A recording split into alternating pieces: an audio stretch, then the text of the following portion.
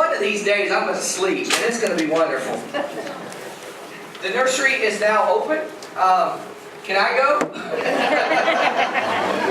I saw them carrying toys back there earlier. If they've got a crib, I'm down for that this morning. Yes, it has been an exhausting 2 weeks. But last week we had our guests from Centralia Group Work Camp, and I can't tell you as we got back that evening, as we prepared, as the kids arrived, and we were doing things. I can't tell you how many times, which made me feel awesome. I cannot tell you how many times people came up to me that were here, that had the red shirts on, and said, "Your church is so loving." When they touched me and y'all laid hands on me, I could feel the love of Christ and feel the warm, welcoming feeling of your church. And many of them said that, please tell them that, and tell them don't take that for granted. Not all churches are like that. So you made me look very good, and I appreciate it. But that's who we are as a faith family, and I wanted to pass that along to each and every one of you. And as I said, last week we kicked off our series, The Cause Within You, and we talked about Centralia Group Work Camp specifically, and how that was our cause corporately, if you will, as a faith community. I mean, that was one we all shared together, and we had Raylan and little ones delivering paint the week before, and we had Will and Abby dropping bobcats, drilling holes. We had all of you power washing houses and hammering nails and sewing pillows and cooking food and you name it, delivering water and popsicles, and it goes on, and praying for the kids and bringing me your change and giving money, and everything that is our cause, and that was our cause corporately, because God had called us as a faith community to share the love of Jesus Christ of those around us, and that's what we did through Centralia Group Work Camp. But that was our cause corporately, what God put on our hearts as a faith community. And we discussed how it was a God thing to find the ultimate purpose or cause in our life. But in any case, it's not just for churches. I mean, it's with us as individuals as well. And why is this important? It's important because a survey said that over half of all adults, no matter what their age, 18 and over, half of all adults admit that they are still seeking meaning and an ultimate purpose for their life. Think about that. Let that soak in. Half of all adults admit that they are still seeking the ultimate purpose or a cause within them. And I must admit that I can't believe that it's 50%. I mean, because there's so many people that I come in contact with each and every day in our community and in our church and wherever I go. There's so many people, young and old, that still seem to be searching for that purpose or cause within them. So I think the key word in that is that 50% admit that they're still searching, while there's a whole bunch more that are. Then also survey says that 3 out of 4 adults, again, it doesn't matter their age, 18 and over, admit that they want their life to make a positive impact on those around them. Yeah. Now I believe that this is more accurate, a statistic, as most people believe that they want to make a difference. I mean, most people want to impact someone else's life. Most people, as my dad taught me as a child, when you borrow a tool, you return it cleaner than you got it. I mean, that's the way I was raised. If you borrow something that wasn't yours, you made it better. Or if you live in a community, you make it better when you leave it than when you arrive. You try to make things in this world a better place than when you found it. And when people say this, and they say it no matter what their age, they say that they want to do that, but it would have to come to make the change, to do something about the current situation. It would have to come the future, not now. Man, I'm too busy. I'm too old. I'll do that I should have done that when I was younger. Or I'm younger. I'll do that when I was older. The kids keep us too busy. I mean, you know what I'm talking about. We think about that, what we're going to do to change things, not in the now, but in the future. And we have this deep desire or cause to change things, but we tend to always project that into the future. But when we read the Scriptures, when we read the inspired Word of God, we find a God that has placed a cause within us. And that cause is not for some far-off time, but for the here and now. I mean, God wants us to do something today. The now, the here and the now. This week, I had the best position in life I've ever had. I stood on some steps, and I watched young people file down this hall to receive a pillow. And a smile and a hug and a thank you from the ladies. Some of y'all were there. That received this gift and how they treasured that. And then Friday evening I stood with our family on the upper level at the high school, looking down on over 450 young people and adults. And people from our community, and they were hugging each other. And they were taking pictures. And tears were flowing from our people's eyes and their people's eyes. And these people were embraced in this love and acceptance and everything, who were only a week ago strangers. Think about that. A week ago, they didn't even know each other existed. And I witnessed houses being painted. I heard the stories of the people that are struggling in our community. I saw wheelchairs being built in the 100+ heat. I saw God's love and hope in action all around us. I witnessed people of our congregation, young and old, proud of what our faith community had pulled off. And in the middle of what was going on, Kelly whispered in my ear, "Look, you caused all this. You caused all this." And I don't take credit for one thing that happened. I don't. Because many of you, Randy and Steve and so many other people worked much harder than I did.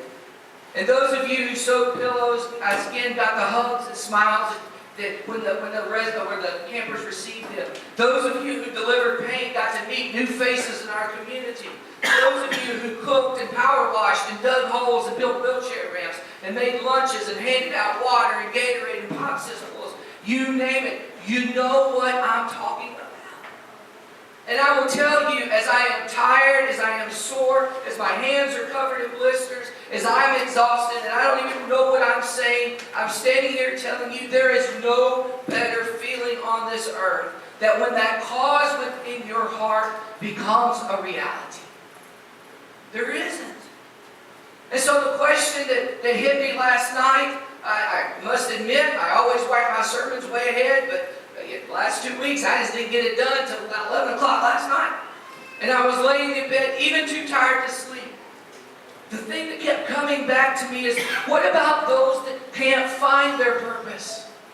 I mean, what are those that are still searching? What about those 50% of the people that say that they don't know what their cause is? And I was laying there, I found 5 statements, and I hope if you want to jot them down or whatever, for those of you who are still searching, 5 statements that will help you uncover the cause within you. Because this feeling I have and have had all week, I just can't keep to myself. It's not for me. And there's 5 things that we can do to discover that cause within us. And the first thing of the 5 is that God's cause within us will always be related to people. The cause within us, God's cause that He places on our hearts, will always be related to people. I mean, the ultimate cause of our life will never be about requiring more stuff. It won't. It's not about the accumulation of more stuff, but it's about people. I mean, I think about King Solomon, the wealthiest man on the planet. During that time, he owned it all. He had everything anyone could ever want. King Solomon. And in the time, he writes in the book of Ecclesiastes, he says, all this stuff that I have, and I have it all. There's nothing in this world I want that I can't have. And all this stuff, he says, is meaningless. I mean, he compares it to chasing the wind. about people. The second thing is the cause within us is never about us. You see, the end game for God is never about Him making us look good. I mean, that's not God. I mean, Jesus didn't die on the cross so you and I can get a get out of free jail card. And Christ didn't die on the cross to make me look good in front of all my friends. It's for God's glory, not ours. And in the 26th chapter of Isaiah, as Randy puts it up on the board, in the 8th chapter, the prophet Isaiah was speaking to God for the people of Israel. And Isaiah is telling God how they were with Him. They were one of His people. You know, God, we're one of you. We're with you. And He's telling God how devoted they are. Okay, He's trying to think about this. He's trying to tell God how devoted they are to God. That may be something God already knows, but that's what He's doing. And in this beautiful verse, He says this. He says, yes, Lord. Yes, Lord. Walking in the way of your laws, we wait for you. Your name and renown are the desire of our hearts. It says, yes, Lord. Yes. Yes. The opposite of no. It says, yes, I will follow you. Whatever you put in front of me, whatever path you lay out for me, I will follow you. I will wait on your instructions. You name it. And I will do this not out of our name or my name, but out of your name. And renown are the desires of our hearts as well. And I love that word renown. I just do. But so you'll love it too. I've got to explain something about renown. Because you've got to understand the Hebrew word for renown. And the thing about Hebrew and Eastern language, unlike English, their language is about painting a picture. They want to give you an image or a word picture, if you will. I mean, not like English where we are about sentence structure and proper grammar and things like that. They are, the Hebrew and Eastern languages are about building this image, if you will. And so when you look at the Hebrew word for renown, it's the picture of reverb. It's reverb, reverberation. The word renown means an echoing that never ends. So picture what Isaiah is saying in this text. He was so passionate about God, about the Word of God, and that God's glory will never end. It will echo in his heart forever. That's beautiful. Think about that. The first thing, God's cause within us will always be related to people. The second thing, the cause within us will never be about us. And the third thing is we're never going to find God's cause within us by making excuses. Have you ever met someone who's passionate about all the reasons why they couldn't do something? I mean, no matter what you say, they always have a reason of why something cannot be done. I mean, look, we are never going to find God's greater cause within us if we make excuses. If you will, think about Moses. And when you read Exodus, the second and third chapter of Exodus, you'll find for the moment when God speaks to Moses, that moment when God speaks to a burning bush that's never consumed, the first thing Moses begins with his interaction with God is making up excuses. Excuse after excuse after excuse. And Moses goes all the way down the line saying to God, I can't do this. They won't listen to me. And then he gets to the very last when God is calling and Moses turns it on himself. And says, well, God, I stuttered. I've got a speech impediment. I stuttered. I can't do it. And if someone has a stuttering problem, which is a big problem, the very last thing they want to do is stand in front of 1 million people and speak for them. And that's what Moses was calling God. I mean, that's what God was calling Moses to do. But Moses was full of excuses and why he couldn't fulfill God's cause within him. And if you continue to read those 2 chapters, you get to the end of chapter 3. God gets mad at Moses for making excuses. Just like a parent gets frustrated at a child for not doing something they asked them to do. Because there's so many excuses they give of why they couldn't do it. My dad used to say one time to me, he said, son, if you spent half the time thinking of excuses that you didn't do it, you'd have had it done by now. First thing, God's cause within us will always be related to people. Second thing, the cause within us will never be about us. The third thing, we are never going to find God's cause within us by making excuses. And the fourth thing is, if we're going to find the cause within us, we must release our expectations. I'm going to say that again because that hit me hard this week.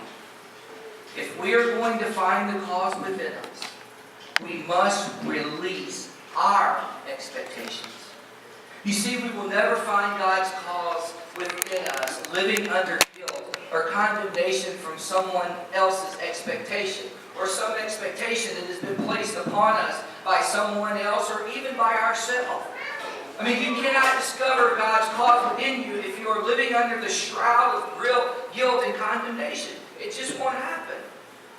That's not how you'll discover the cause that God has placed in your heart. You can discover God's cause within you when you say, Lord, who is that group of people that I can see myself adding value to?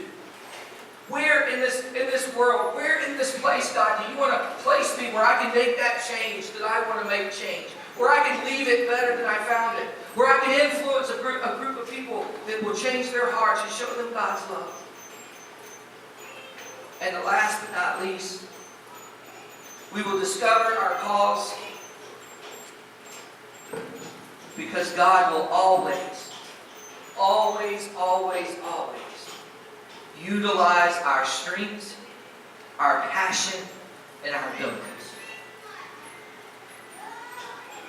You see, God will not make His cause for you something that you're not good at. We're good at Centralia Group Work Camp because we had all the pieces in place already.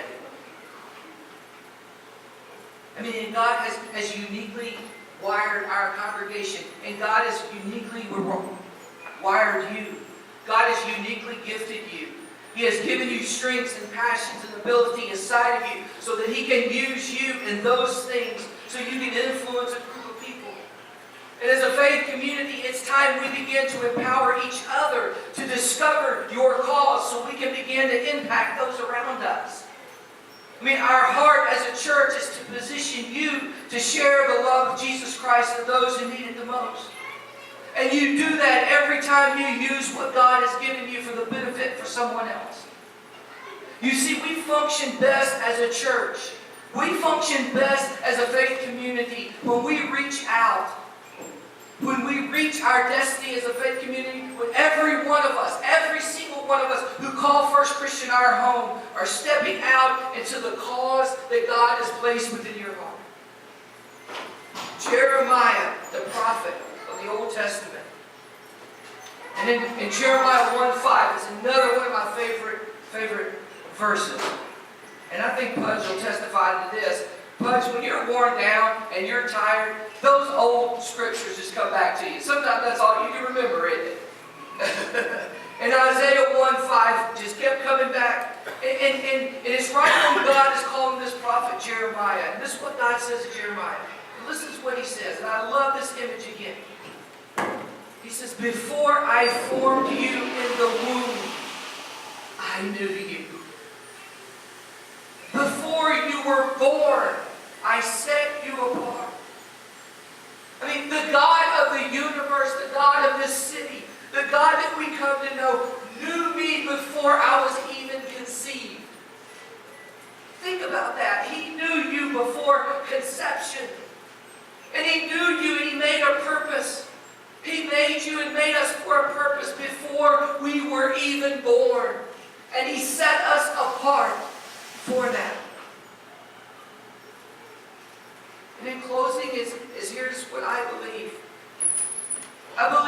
God never wastes an experience. God never wastes one of our experiences. God never wastes the pain that we go through in life. No one on this earth will have your unique set of experiences. No one. No one on this earth will have your past, present, or your future. No one on this earth will have your unique passion, your unique gifts, your unique strength, your unique abilities.